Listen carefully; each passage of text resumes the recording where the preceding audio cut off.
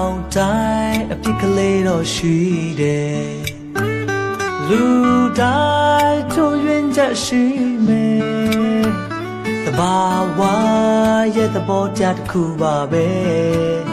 ပုံစံတစ်ခုရဲ့ဇိုတင်သူသွင်းနေရင်ကိုရှိရန်ဆွဲကုန်အင်းပြက်စီမဲ့ရေးပြန်ငဲကွက်တဲ့နာလဲ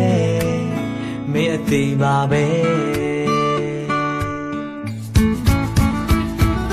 ဆွမ်းလောင်းတော့ကိုကြိုးစားခဲ့ပါတယ်ထိတ်ဆုံးထိတ်မြောက်ခဲ့ရတာအလဲအလတ်တော့မကားပါတယ်စိတ်သွားလောင်းတော့ကိုလိုက်ပြီးမလုံးနိုင်ဘူးတန်လောင်းနဲ့မတင်တဲ့ရဲ့အရှုံးပေးဖို့ပဲတန်တော့တယ်